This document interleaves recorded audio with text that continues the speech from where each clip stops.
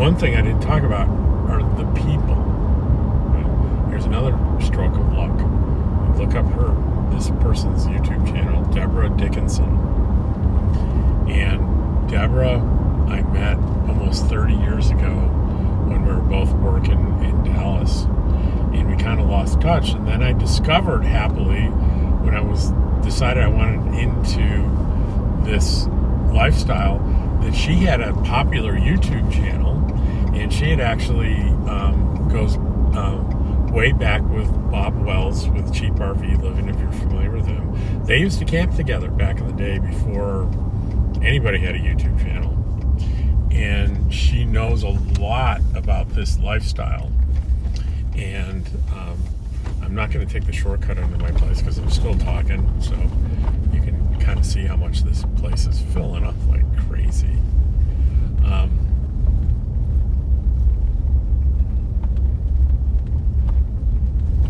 So I reconnected with her and got a lot of great advice from her.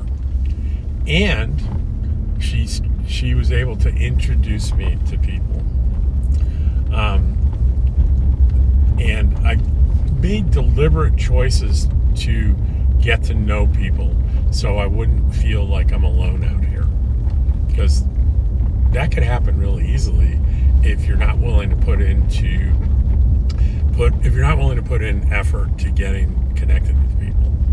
So the first thing I did is my first, month or two as a full-timer. One is that I did that 30-day stretch in Pahrump to establish my residency, so I really didn't make that many connections there. Other than one, Kathleen, shout out to you.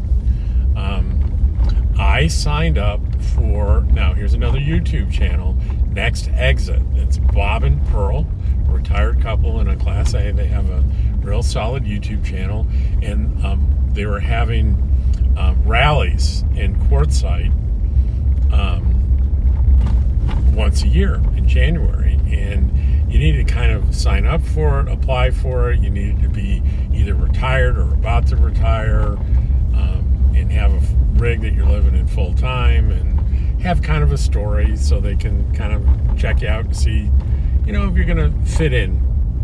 So I did that, and they approved it, and it was about a 2 or 3 week thing in the LTVA where I'm staying now. And I think if I remember right, it ended up being in a big circle, something like 70 or 80 rigs. It was huge. And then multiply that by at least 2 people in each rig. So there's, 150 people. And we were together, campfires, meals. So I got to know a bunch of people. And one in particular, the guy I, at random was parking next to, Tim, he and I got together and we're parked at the same place the rally was at last year, and we're camping there. There's no rally this year. And then I mentioned Bob Wells, Cheap RV Living. He founded a nonprofit called HOWA, H-O-W-A, Homes on Wheels Alliance, and it's a nonprofit to benefit people that are choosing this lifestyle, and the many people that one of the reasons they're choosing it is because they have such limited incomes that they don't have other options. And one of the events he's been having that he had in Pahrump, by coincidence, when I was going to be there in October for the month this year, I decided to come back for a month to Pahrump, to that RV park that I loved so much last year. They were looking for volunteers. And one of the careers in my back pocket is I was a paramedic for a few years. So I volunteered to, man the first aid tent at the event. It was called the Van Build, and it's where they were donating time and materials to help people build out their vehicles so they could live in them in a comfortable, safe manner. And so I spent a full week doing that in October.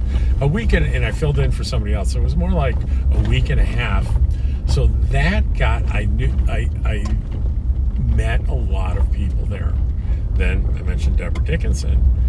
She has a robust YouTube channel, and she has a rally or a get-together every year.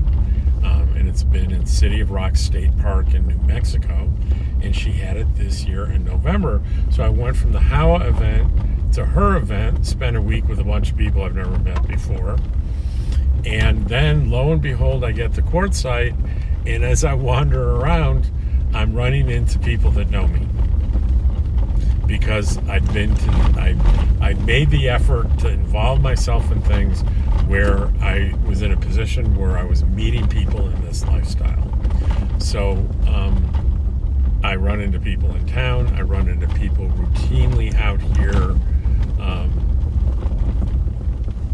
in the desert, and I do not feel alone because I made those weren't huge efforts to do, but I had to be mindful and intentional about doing things where I knew it was going to lead to me meeting people in this lifestyle.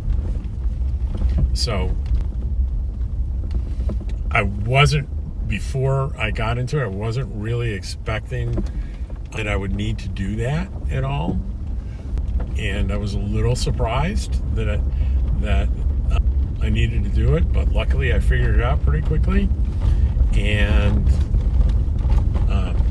I did it, and I'm happy that I did it. I'm happy I discovered that you need to put forth that little bit of effort to get to know people, to be comfortable. People wonder too, is like, well, what if I don't know people? I haven't done that, and I go out to Quartzsite and I want to camp, but I don't want to totally be alone. What do I do? And I won't say I've tried this, but I'm betting it would work.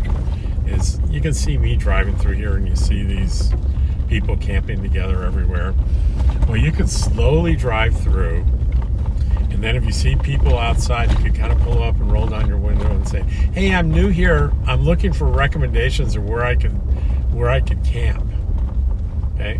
And they're usually there's 3 responses.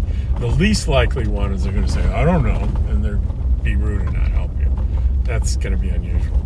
The other would be they might say, hey, you're welcome to camp with us if you'd like. Pull in over there. That's kind of what you're looking for. If they look, don't pull over if you don't like the looks of the people. But if they look okay, do that. The other thing is they're going to say, well, you can, it's the BLM land here. You can go anywhere you want. Look at all the open spaces.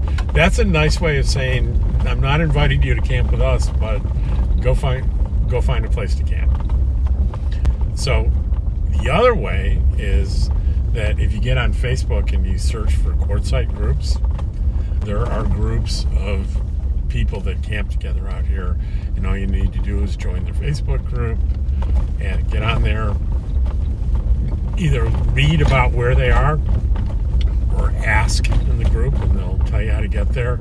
And big one here in the LTVA, and when you'll find them pretty quickly on Facebook. Join organizations like Escapees. You can Google that. They're out of Texas, and they have RV parks everywhere, and they also have events and get-togethers and people that camp together in Quartzsite. So there are lots of options to find people to camp with, or if you just want to be by yourself.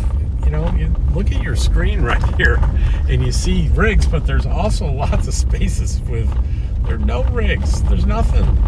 You can go camp on your own, far away from everyone else. If that's what you want, there's plenty of that out here. And we're getting real close to where I'm staying. Tim and I are camping next to each other, and where we're camping is where the next exit rally was last year. And as we come up to it, I'm looking. Every time I come home And wherever I'm camped, I call it home. This is home right now. There are more and more rigs around. People are coming in like every day. I mean, no one's parking right up next to us, but there are more rigs near me than when we first came out here. It was pretty much just me and Tim. And I see since we got here a month ago, let me count. 1, 2, 3, 4, 5, 6, 7, 8, 9, 10 rigs are what I would consider, pretty close to where we are. But this whole space in front of us was there was a big U-shaped ring of RVs, very carefully arranged to be visually pleasing. And when I'm rolling up on, you see rocks right in front on the ground.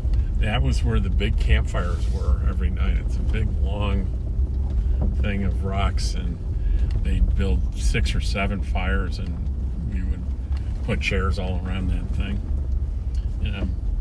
Kim's probably wondering why I'm driving around circles around his rig. I just wanted to show you that fire pit. And we have arrived home from Parker, and this is the end of my video, and I'm gonna bet it's a 2-parter. Take care.